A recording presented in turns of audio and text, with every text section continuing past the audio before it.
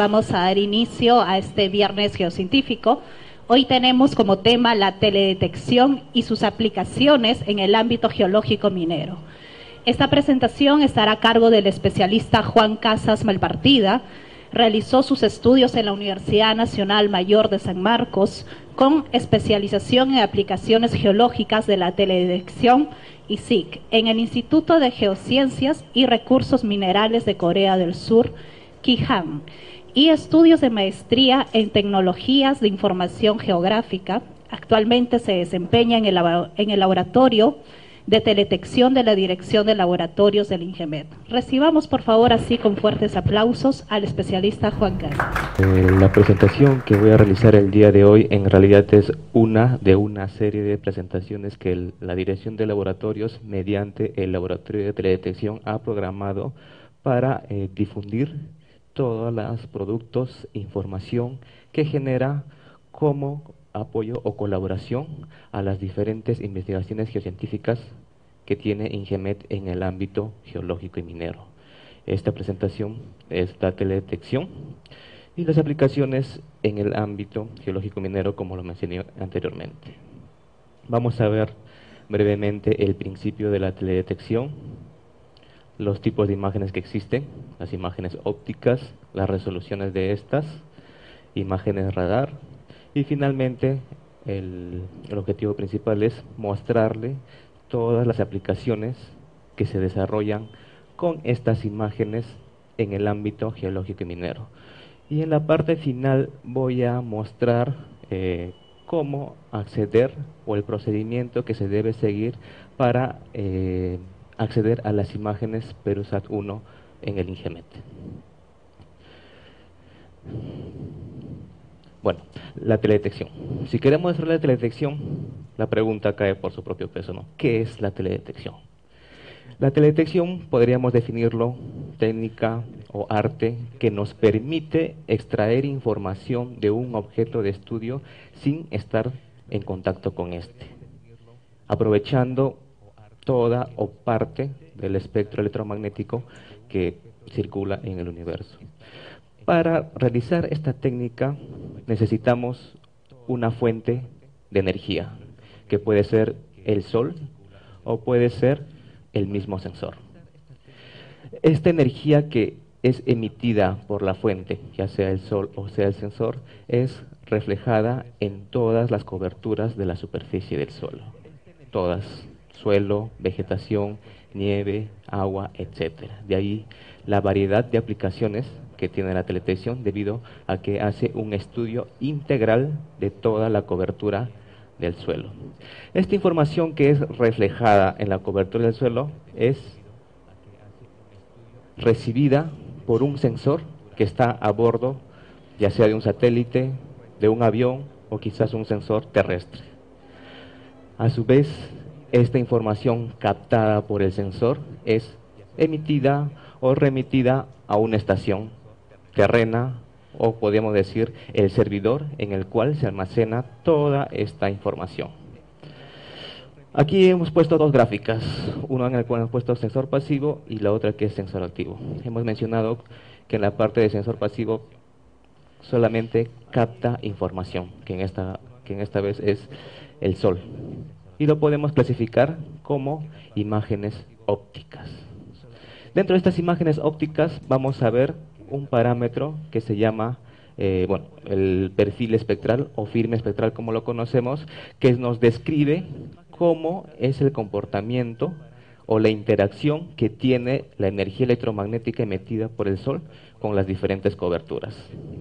En el caso de las imágenes radar, en la parte inferior, también describe cómo interactúa con la energía o la longitud en determinadas longitudes de onda que emite este sensor. Lo llamamos activo porque este sensor emite su propia energía para poder captar la información. Y se maneja dos parámetros, que es la amplitud y la fase, que lo vamos a ver más adelante con un poco más de detalle. Estas dos, estructuras son base de todos los estudios o la captación de toda la información en la cual se cimienta la teledetección.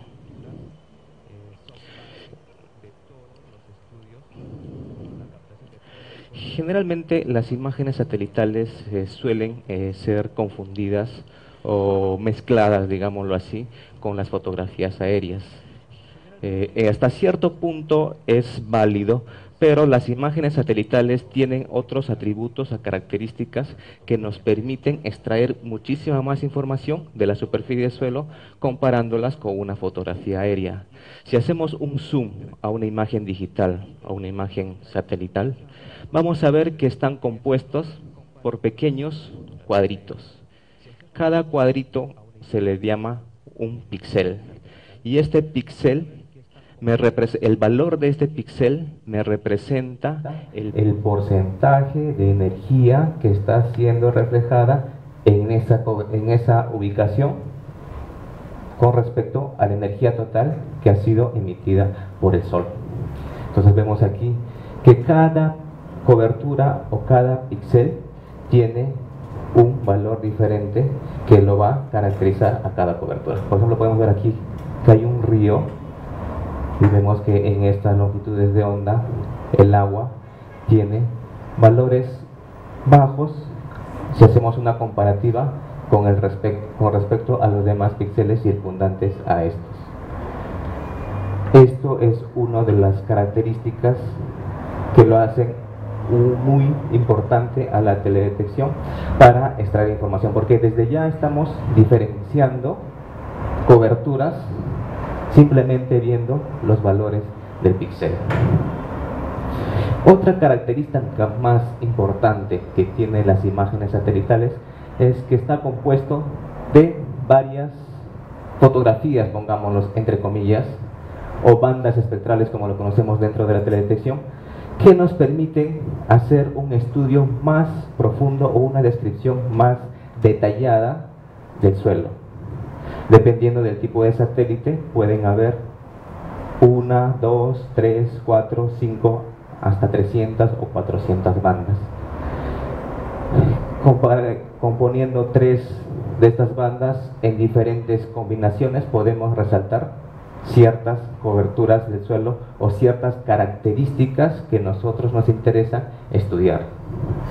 Entonces cada banda, bueno, el color correspondiente es sensible a la radiación en un rango determinado de longitud de onda. Por ende, cada banda me va a describir o me va a mostrar cierta característica del suelo.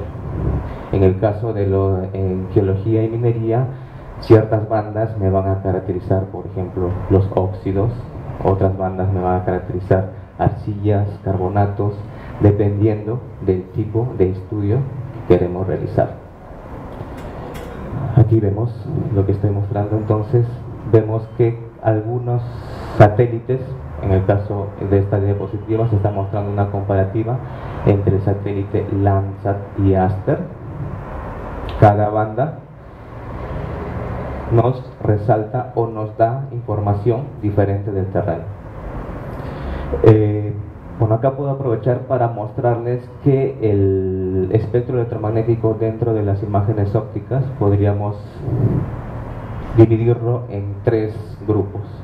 El VENIR, que es el visible e infrarrojo cercano, el SWIR, que corresponde al infrarrojo de onda corta, y el TIR, que corresponde al infrarrojo térmico.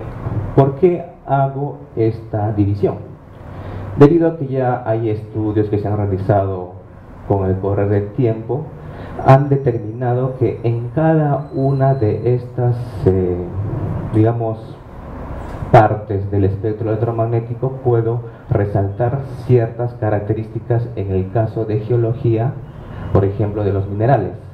En este rango VENIR, que es más aproximadamente del 0.3 micrómetros hasta aproximadamente 0.9 hasta 1 micrómetro, puedo ver todos los rasgos relacionados a los óxidos.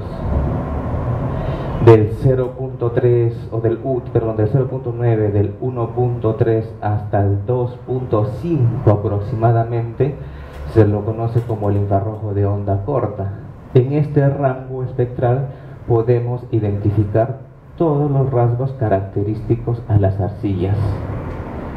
Y bueno, dependiendo del tipo, podemos hacer discriminaciones más profundas, por ejemplo, los ensambles de minerales que están asociados a una posible alteración hidrotermal, etc. Y la parte final del térmico, que ya es más o menos de 8 micrómetros hasta 14 micrómetros, ya podemos ver, diferenciar, por ejemplo, los tipos de rocas, que es útil, vamos a verlo más adelante, para discriminación litológica. Vemos que cada parte es útil para ciertas aplicaciones. Ahora, estas imágenes, antes de realizar las aplicaciones, debemos realizarles una preparación, un procesamiento, que en nuestro caso le decimos preprocesamiento, debido a que es un procesamiento previo al análisis que se va a realizar con la imagen satelital. Una vez que nosotros adquirimos o compramos una imagen satelital, es como si fuera una fotografía, digamos, un compilado de fotografías aéreas. Lo primero que debemos realizar es la corrección geométrica. En las correcciones geométricas lo que se le hace es asignarle una latitud y una longitud a cada fracción mínima que vimos, a cada píxel, para que se ubique en el espacio. Una vez que ya está ubicada en el espacio la imagen satelital, lo que se realiza son las correcciones radiométricas.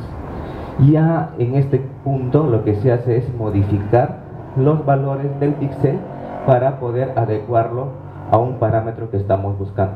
Primero pasamos del nivel digital a radiancia, que es una recalibración, que la radiancia es un parámetro que mide toda la energía que vimos que está reflejada del Sol y capta el sensor. Se lo conoce como radiancia, toda la energía. Pero la energía a nosotros que nos interesa medir o estudiar es la energía que ha sido única y exclusivamente reflejada por el suelo. En la radiancia, por ejemplo, aparte de la energía del suelo, están las energías de las nubes, del vapor de agua, de N cosas que están dentro de la atmósfera. Para eso se realiza lo que se llama una corrección atmosférica, que no es más que disminuir o reducir todos los factores o interacciones que ha tenido esta energía con la atmósfera para finalmente tener un parámetro que se llama reflectancia. Bueno, por el nombre ya pueden intuir que está asociado a la porción de energía reflejada por el suelo con respecto a la energía total de que ha sido emitida por el Sol. En este caso, este parámetro que es reflectancia ya es un parámetro físico en el cual nosotros ya podemos identificar rasgos espectrales característicos de las diferentes coberturas que nosotros deseamos estudiar. Para este caso, en el laboratorio de teledetección utilizamos un método que se llama el FLASH, que son de las siglas de inglés Flash Line of Sight Atmospheric Analysis Hypercube, que es más que una serie de interacciones en el cual se calcula o se estiman los parámetros con cómo ha interactuado la energía electromagnética con la atmósfera, para finalmente tener este parámetro. Una vez que tenemos estas imágenes satelitales, ya están listas para el procesamiento.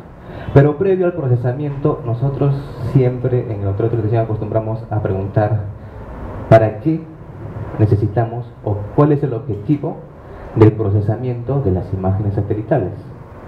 Entonces, dependiendo del tipo de análisis, se adecua o se escogen las imágenes más idóneas para esto. Para identificar qué tipo de imágenes tenemos que ver lo que son las resoluciones de imágenes satelitales. Las resoluciones de las imágenes satelitales me indican las características básicas que tienen cada imagen satelital, que nos permiten identificar o discriminar el tipo de imagen que deseamos utilizar o que debemos utilizar dependiendo de la casuística del estudio que estemos realizando. Por ejemplo, hemos puesto aquí que la salida de la radiación sabemos que es la emitida o reflejada. de la superficie terrestre es un fenómeno continuo, porque la energía está constantemente siendo emitida y reflejada, en el cual podemos definir 4 dimensiones, una que es el espacio, el tiempo, la longitud de onda y la radiancia. Para poder discretizar estos parámetros se han definido 4 resoluciones con las cuales básicamente trabajamos en teledetección: la resolución espacial, la resolución espectral, resolución radiométrica y resolución temporal. Empecemos por la resolución espacial, que ya lo revisamos indirectamente en las primeras diapositivas, que está más asociado al píxel. Entonces la resolución espacial está asociada, como vemos aquí, es la unidad más pequeña que mide una imagen. Vimos en la segunda diapositiva, cuando hicimos un zoom a la imagen satelital, vimos que está conformado por pequeños cuadritos, que es la unidad mínima que puede medir el sensor en esa imagen. Esa unidad mínima es lo que define la resolución espacial, que, bueno, si vamos a la parte ya más técnica, está relacionado a un parámetro que se llama IFOP, que es el campo de visión instantánea, lo cual podemos ver en este gráfico, ¿no? Este es el satélite. Cuando toma, va tomando por partes, nos va tomando por pequeñas unidades de medida, que es el píxel. Ahora, todo el rango en el cual barre o cubre la vista del satélite se le conoce como FOC, campo de visión, que me define la cobertura. Entonces acá hay 2 cosas que tenemos que tener en cuenta. Una es cuánto cubre nuestra imagen satelital espacialmente y con qué detalle está cubriendo el espacio, que es el tamaño del píxel. Ahora, hay una regla general o regla práctica que nos dice que la resolución espacial que debemos utilizar debe ser menor a la mitad del tamaño del objeto de interés más pequeño. ¿Qué quiere decir? Que si yo busco identificar un cuerpo o una forma dentro de la imagen satelital de 60 metros aproximadamente, entonces debería buscar una imagen satelital que tenga por lo menos la mitad de esas dimensiones en píxeles, o sea, 30 metros. Y vemos aquí que está, cuanto más grande, digamos, o mejor sea la resolución espacial, podemos apreciar mucho más detalle de las coberturas. Vemos aquí una comparativa de imágenes esta es una imagen de píxel de medio metro. Vemos que podemos apreciar características de las casas, árboles, otras cosas.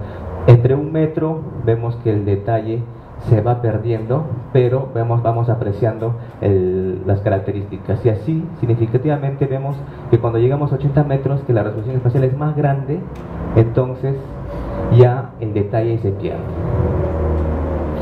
La resolución y cobertura espectral lo podemos relacionar directamente al número de bandas que tiene una imagen satelital.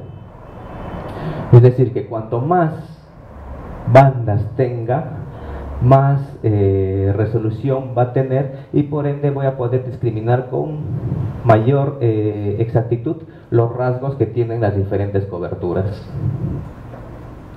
En el caso de la resolución radiométrica, está más asociada a los numeritos. Vimos que el píxel tiene un valor digital, entonces el rango de esos valores digitales me definen la resolución radiométrica. Cuanto más resolución radiométrica haya, el valor va a ser más alto, y por ende voy a poder discriminar cosas más dentro de la imagen. Por ejemplo, en una imagen de 8 bits que solamente tiene unas 256 colores, vemos que en la parte de la sombra de esta imagen no puedo distinguir más que sombra. Pero si hubiera una imagen de esa misma zona con una mayor cantidad de colores, entre comillas colores, puedo discriminar muchas más cosas. Entonces para estas aplicaciones, por ejemplo, hay una serie de ejemplos. En este caso la Iconos, que tiene 11 bits, 2048 colores, el Landsat, que tiene 128, y bueno, en la parte final estoy mencionando el satélite Perusat 1, que tiene una resolución radiométrica de 12 bits, que tiene 4096 colores. Y finalmente la resolución y la cobertura temporal, que está más asociado al periodo de revisita que tiene un satélite, que quiere decir que cada cuánto tiempo pasa el satélite por una misma ubicación en la Tierra. Dependiendo de la aplicación también, por ejemplo, está el Meteosat, que nos da una imagen de un mismo punto del suelo cada 30 minutos, pero a contraposición esta imagen satelital tiene una resolución espacial de 4 kilómetros u 8 kilómetros. Las imágenes Landsat, que la mayoría, Landsat y Aster, que la mayoría pienso que conoce ahora, tiene una resolución temporal de 16 días. En el caso del PeruSat, tiene un periodo de revisita de 26 días. Ahora se preguntarán por qué tiene mayor tiempo de revisita que las Landsat. Por ejemplo, las Landsat tienen un píxel de 30 metros. En el caso de PeruSat tiene píxeles de 70 centímetros y 2.8 metros. Entonces, por ende, para que cubra con esa resolución, tiene que dar muchas más vueltas u órbitas alrededor de la Tierra. Pero el PeruSat tiene un sistema que en caso de emergencia o un caso excepcional puede tomar imágenes con un ángulo de 45 grados. ¿Qué quiere decir? Si es que está yendo en su órbita, por un caso de emergencia puede, digamos, voltear el satélite para ver o tomar información de una zona circundante. Entonces, bajo este criterio se puede reducir el tiempo del periodo de revisita hasta 3 días, con un ángulo de 45 grados de inclinación con respecto a la órbita. Bueno, aquí está una comparación de todas las imágenes que manejamos. Vemos esta Aster, Landsat, Sentinel-2, que es unas imágenes nuevas que también son gratuitas, y finalmente vemos PeruSat. Como inicialmente había mencionado, dividimos en 3 o 4 partes. 3 partes el espectro electromagnético, ¿no? La parte del venir, la parte del SWIR y la parte del TIR. Dijimos que para ver lo que son óxidos es la parte del visible. El PeruSat tranquilamente nos da información en la parte del visible que está asociado a óxidos.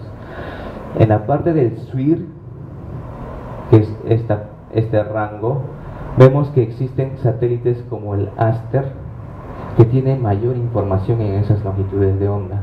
Por ende, el Aster hasta el momento es uno de los satélites de mayor resolución dentro de este campo para lo que es geología. En el caso de PeruSat, por ejemplo, no tiene ya información ni en el SWIR ni en el TIR. Pero vemos aquí que el PeruSat tiene sus puntos a favor. Uno, que es la resolución espacial, que es de 2.8 metros en el multiespectral y tiene una banda pancromática de 70 centímetros. Entonces podemos aprovechar o explotar las capacidades que tiene este sensor. ¿Cuáles son las ventajas de las imágenes ópticas? ¿No? Que es una medición de energía electromagnética reflejada y emitida. Podemos inspeccionar todos los objetos y hacer un seguimiento de dinámica de fluidos. Así como las imágenes ópticas, existen las imágenes de radar, que vimos que es un satélite activo.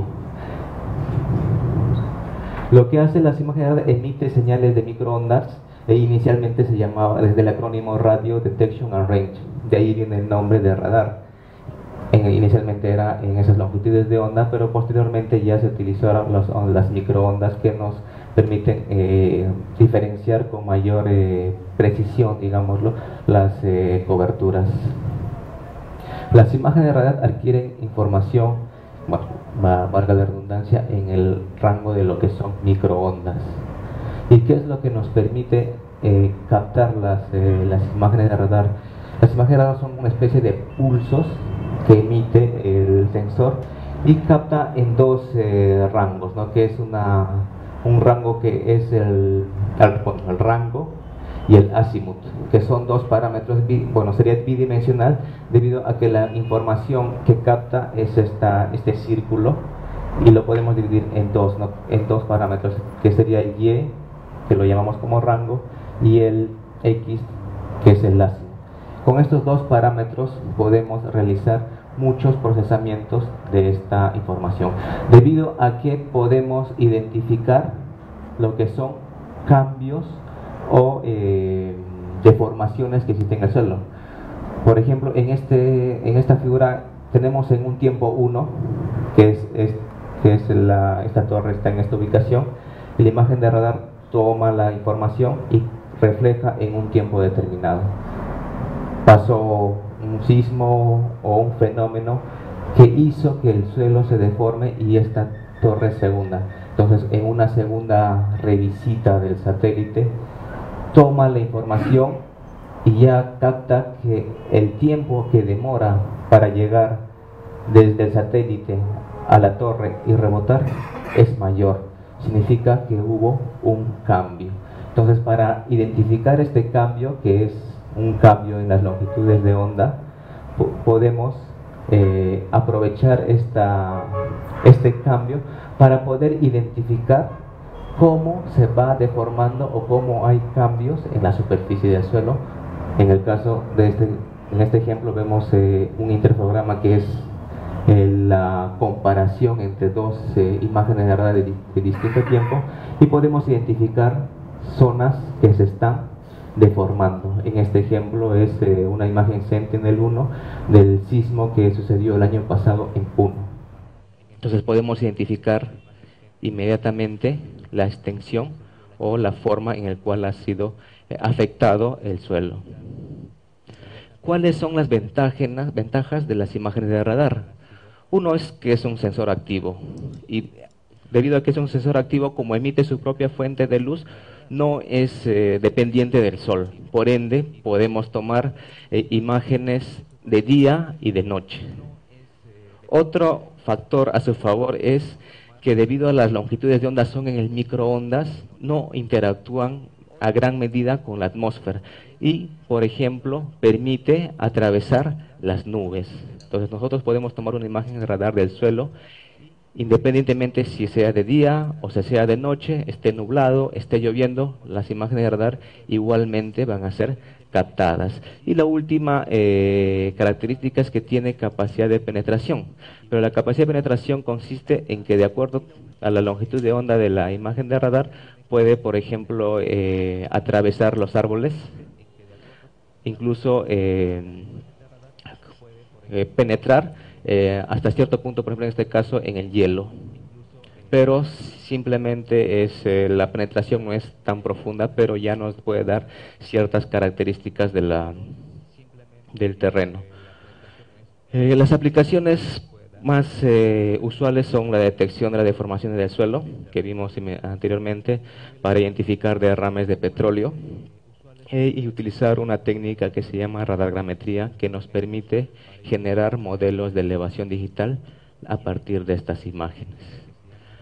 Todas estas imágenes que les mencioné, tanto ópticas como radar, vimos por las resoluciones, por los tipos y características que tienen estas, tiene una gama amplia de aplicaciones. En el caso de Ingemet nos estamos centrando en las aplicaciones en el ámbito geológico y minero, que vamos a ver a continuación una serie de ejemplos de aplicaciones desarrolladas en el laboratorio de teledetección.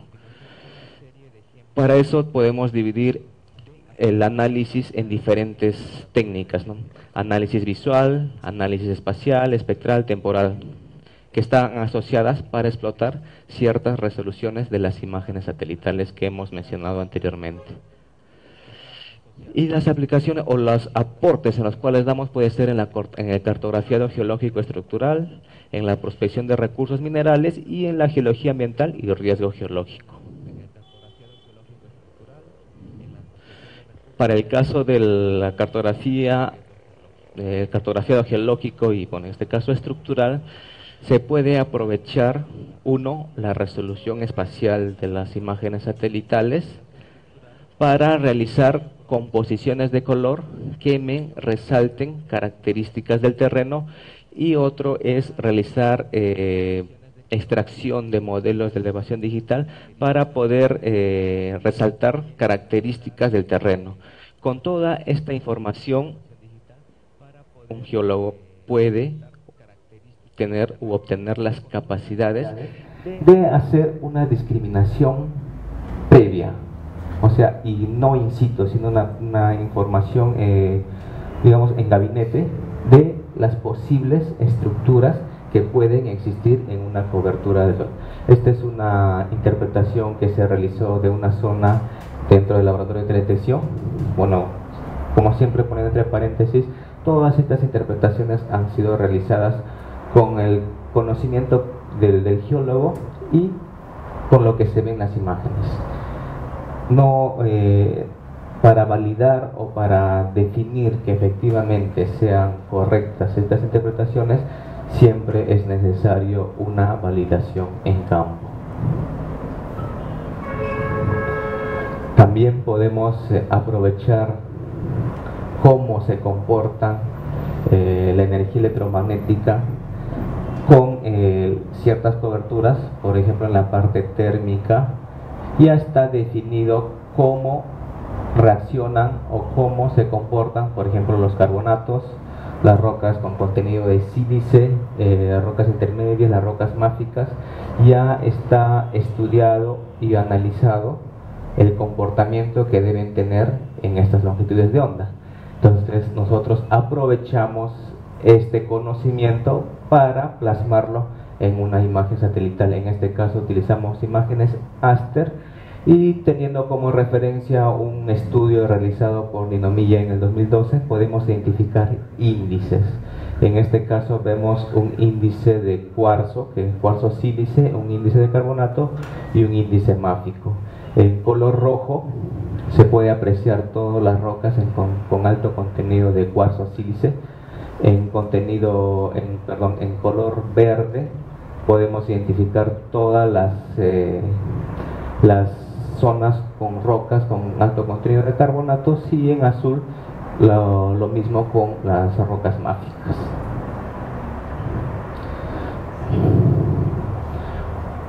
Estos son otros tipos de productos, aprovechando las mismas características que tienen las imágenes satelitales. Podemos hacer composiciones de color que me resalten los tipos de litología. En este caso hemos hecho la composición de imágenes Aster en una banda del térmico, una banda del SWIR y una banda del Venir, de los tres divisiones que hicimos inicialmente, y obtenemos una imagen, como estamos observando aquí, que nos permite, bueno, que permite a los especialistas a realizar una interpretación de las litologías presentes en la zona. Y vemos y comparamos con el mapa geológico de la zona, vemos que hay una gran correlación, apreciándose ciertas características dentro de la imagen que tienen que ser validadas en campo para poder ser posiblemente incorporadas, por ejemplo, en el mapa geológico, siempre y cuando sean validadas. Un factor que a veces limita es la resolución espacial. O sea, el especialista o los investigadores siempre buscan tener imágenes al detalle.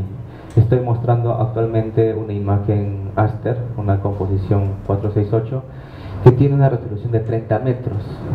Cuando una resolución de 30 metros me permite trabajar a escalas de 1 al 100.000, 1 al 50.000 como máximo. Si es que hacemos un acercamiento de estas imágenes, ya no podemos distinguir, como vimos la regla básica. Si nosotros queremos analizar una zona, el píxel debe ser la mitad del tamaño del menor cuerpo. Entonces, una imagen Aster de 30 metros me va a poder distinguir cuerpos de 30 o 60 metros como mínimo. Pero existe una técnica que se llama fusión de imágenes, que me permiten aprovechar los rasgos, digamos, espectrales de esta imagen y ponerlos dentro de una imagen de mayor resolución. Entonces acá estoy teniendo la resolución espacial del spot, que es 6 metros, fusionado con los rasgos espectrales de una imagen Aster. Entonces tengo, como su nombre dice, una imagen fusionada que está a resolución de 6 metros, pero se puede observar las características del terreno que se aprecian en una imagen Aster. Tenemos 6 metros, imagínense lo que podríamos hacer con Perusat. En el caso de cartografía, también el detalle de los modelos de elevación digital también era una limitante. Inicialmente teníamos las imágenes SRTM90 que me permitían dar modelos de elevación digital cada 90 metros, que me permiten trabajar a escalas al 100.000. Posteriormente vino el SRTM30, que ya me permitieron trabajar a escalas a 50.000. Pero con los nuevos imágenes Pleiades, Spot y Perusat me van a permitir generar modelos de elevación digital de mayor detalle, que nos va a permitir también trabajar a escalas de 1 al 10.000 o mejor. Y con estos modelos de elevación digital podemos generar una serie de productos. Bueno, acá está la imagen y podemos generar curvas de nivel. Podemos generar un shader relief, que es como una especie de modelo de sombras. Y bueno, este es un producto nuevo que también se desarrolló, bueno, que se ha implementado en el laboratorio de 3D que se llama Red Relief Image Map, en el cual se hace un procesamiento de los modelos de elevación digital que me permiten resaltar características de la topografía del terreno para la interpretación. Para lo que son prospección de recursos minerales, también se cuenta con una gama de productos. Las composiciones de color que me permiten resaltar, por ejemplo, las características de las zonas con presencia de arcillas, con presencia de óxidos, entre otros. Y aprovechando las resoluciones espectrales, podemos identificar, por ejemplo, en el caso de Landsat, las zonas con presencia de óxidos y arcillas. Con las imágenes Aster que tienen bandas en el SWIR, vimos que tienen más bandas en el SWIR, podemos identificar los tipos, los ensambles de minerales que están asociados a alteraciones. Y finalmente, si tuviéramos, bueno, si se tiene imágenes de hiperespectrales, podríamos realizar una caracterización o un estudio mucho más detallado a nivel de minerales. En el caso de los óxidos podemos comparar, bueno, en este caso estamos comparando 3 imágenes, que es el Aster, Landsat y el Sentinel-2. Bueno, el Aster es de la imagen, es del año 2006, y tanto la Landsat 8 como la Sentinel-2 son del 2015. En este caso podemos discriminar todas las zonas con alto contenido de óxido férrico.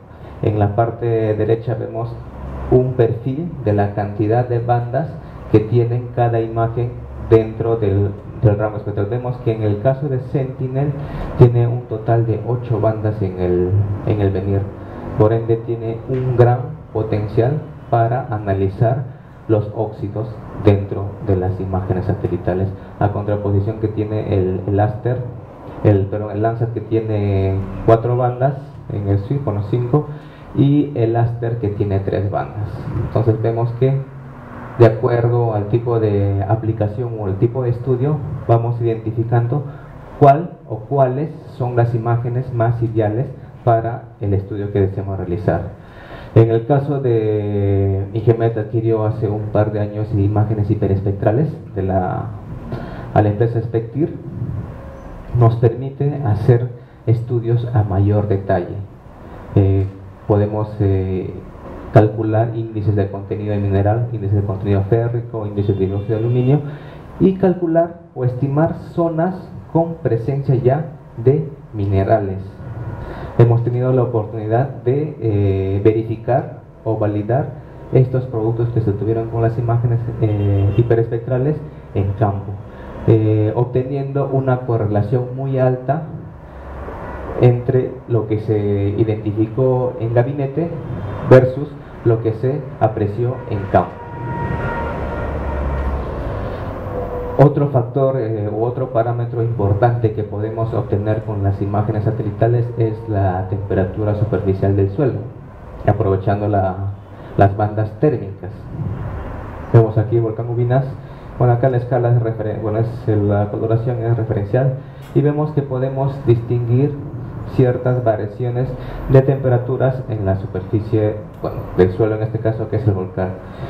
En este caso, si hacemos un zoom en la parte del cono volcánico, vamos a ver que hay justo un píxel dentro del cráter que me representa que está más caliente. Entonces, por eso vemos el potencial que puede ser, por ejemplo, para lo que es monitoreo de cuando entra en actividad un volcán o, por ejemplo, geotermia. Para la parte de geología ambiental también es amplia las aplicaciones que podemos desarrollar o venimos desarrollando, que son cartografía y seguimiento de peligros geológicos, seguimiento de las deformaciones del suelo, series temporales y el monitoreo ambiental. Para el caso de lo que son el seguimiento de expansión de actividades mineras, podemos aprovechar las imágenes Landsat que tienen una base desde 1975 hasta la fecha, y podemos hacer un análisis del cambio que va existiendo en el terreno a través del tiempo y nos permiten identificar en este caso los cambios ocasionados por la actividad minera en esas zonas. En el caso lo que es deformaciones del suelo asociados a deslizamientos, subsidencias, deformación volcánica, utilizamos las imágenes de radar. En este caso es un ejemplo para Sihuas, en el cual el deslizamiento está avanzando constantemente, y con las imágenes satelitales podemos identificar las zonas en las cuales está ocasionando o está sucediendo estos deslizamientos. Estas comparaciones son imágenes de un periodo aproximadamente de un mes, de entre el 29 de diciembre de 2015 al 20 de enero del 2016, y vemos que en un periodo de casi un mes podemos, bueno, si contamos acá las banditas, digámoslo así, los patrones, en total aproximadamente hay 19 franjas. ¿Cómo calculo desplazamientos? Multiplico el número de franjas por la longitud de onda que ha sido tomada estas imágenes, que es 1.5 centímetros. Entonces, si yo multiplico 19 por 1.5, es aproximadamente 29 centímetros, que me indicarían que el deslizamiento ha ocasionado un movimiento de aproximadamente 29 centímetros de lo que inicialmente estaba. También aprovechamos la interferometría de radar para identificar, por ejemplo, en este caso en el volcán Ubinas, se ha visto como si fuera unos pequeños lineamientos debido a los interferogramas, como si hubiera, no sé si se puede decir que son fallas, pero se han visto estructuras que están dentro del cono volcánico. Entonces, por ejemplo, estos se aprecia con las imágenes de radar, pero tienen que ser validadas en el campo. También se está desarrollando lo que son, aprovechando las características del agua, identificar o cartografiar zonas con contenido o con presencia de cuerpos de agua. En este caso se ha identificado en azul los cuerpos de agua y, por ejemplo, los bofedales, que es agua más vegetación. Se puede hacer una interpretación para lo que son, cartografía del recurso hídrico.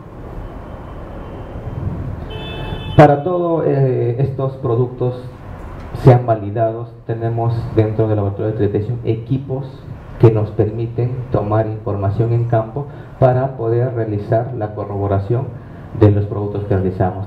Actualmente en el laboratorio de detección contamos con dos espectrómetros, un Filspec 4, que es muy semejante al TerraSpec, y un FTIR, que me mide información en el térmico. En las oportunidades que hemos tenido para hacer trabajos de campo, se han tomado medidas espectrales en las diferentes coberturas que hemos tenido acceso, tanto suelo, vegetación, el mar. En este caso son puede ser relaves, rocas, que nos permiten tomar firmas espectrales de las diferentes coberturas, que a su vez estas firmas espectrales son comparables con las firmas espectrales de las imágenes satelitales. Haciendo un match podemos inferir si los productos que estamos desarrollando están ok. Bueno, entonces, como les mencioné, en la parte final iba a mencionar cómo acceder, o el procedimiento para acceder a las imágenes PEDUTSAT en el IGMET. Bueno, a fines del año pasado fue lanzado el satélite Perusat 1. A partir de octubre, noviembre ya entró en operación y actualmente ya está en órbita y tomando continuamente imágenes satelitales de todo el mundo. En este caso el Perusat es un satélite que tiene una banda pancromática de 70 centímetros de resolución y 4 bandas multiespectrales de 2.8 metros. Vimos este cuadro ya anteriormente y el Perusat, en comparativa con los demás satélites, estaría ubicado en este rango. No tiene todas las bandas espectrales en el SWIR y en el TIR para lo que son, por ejemplo, aplicaciones de prospección geológica minera, pero sí tiene bandas dentro de lo que es el VENIR y podemos aprovechar nuevamente la resolución espacial, que son 70 centímetros y 2.8 metros. Aparte, el Perusat tiene capacidad de estéreo, que quiere decir que a partir de estas imágenes nosotros podemos calcular modelos de elevación digital. Entonces, estas imágenes tienen un gran potencial que deben ser aprovechados por INGEMET. Actualmente todas las instituciones estatales tienen acceso a estas imágenes. Para eso, cada institución ha solicitado la acreditación de personal que va a representar a INGEMET frente al CNOIS, que es en este caso el proveedor de las imágenes satelitales, que lo hace a través del CONIDA. En este caso, el usuario registrado titular es el ingeniero Edwin Loaiza, quien es el director de laboratorios, y el usuario alterno es la ingeniera Catherine González Zúñiga, quien es la responsable del laboratorio de teledetección. Entonces, estas dos personas son, los representantes para realizar la solicitud de imágenes Perusat al CONIDA o CNOIS. Para realizar este pedido, tenemos acceso a las imágenes Perusat, Spot, Pléyades y Terrasar, haciendo la salvedad que tanto Spot, Pléyades y Terrasar solamente ahora tenemos acceso a las imágenes de archivo, o sea, las que ya están tomadas y para lo que si queremos programación ya existe las imágenes Perusat 1. Bueno, actualmente las imágenes Terrasar X tenemos que hacer no se puede descargar directamente, solicitar directamente a partir de este entorno, pero desde ya todos los profesionales de INGEMET tienen acceso pueden solicitar las imágenes para sus diferentes estudios. Entonces, el procedimiento o los pasos para seguir para la solicitud es: uno es consultar al laboratorio de teledetección. Las puertas del laboratorio de teledetección de todos los laboratorios siempre están abiertas. Se pueden acercar al laboratorio y consultar si existen imágenes de su zona. En el caso que no existiera, se puede realizar la programación de su zona, pero si estuviera en archivo, entonces se puede identificar. Entonces, una vez que uno es en el portal del COF, que es el portal de, la interfase en el cual se tiene acceso a las imágenes, pero ya paralelamente ya tenemos una base de imágenes de INGEMET que estamos juntando o compilando en una base de datos todas las imágenes que van llegando por este medio. Entonces, si es que ustedes desean una imagen y si ya la tenemos esa imagen dentro de la base de datos, simplemente las entregamos mediante un procedimiento que voy a explicar, y si no es así, se solicita al CNOIS. El segundo paso es, una vez que ya se ha identificado que sí tiene, entonces el jefe de proyecto solicita las imágenes, puede mandar el shapefile o los IDs de las imágenes que desean acceder con un correo electrónico al laboratorio de teledetección dirigido a Catherine González. El correo está ahí, y a su vez el laboratorio de teledetección realiza la solicitud o el pedido de estas imágenes a través del COF y confirma mediante un correo electrónico que ya se realizó el pedido al usuario. Pasado un tiempo, dependiendo del tiempo de respuesta del CNOIS, el CNOIS hace entrega de estas imágenes al usuario registrado, que puede ser el ingeniero Loaiza o Catherine González.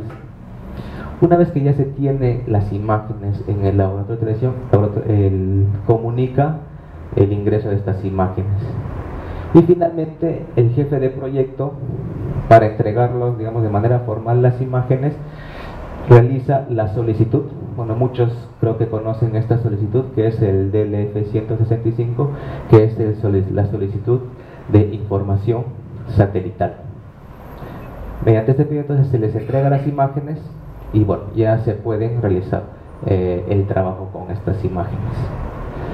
Bueno, solamente hacer un pequeño resumen, es lo que hemos mostrado ahora, como les mencioné inicialmente, es la primera de una serie de presentaciones. En esta presentación lo que he hecho es bosquejar toda la gama de productos que tiene el laboratorio de televisión. En exposiciones subsecuentes que ya vienen más adelante, se va a entrar al detalle de cada tipo de producto y aplicación para, en este caso, para la contribución a los estudios geocientíficos de IGEMET. Muchas gracias.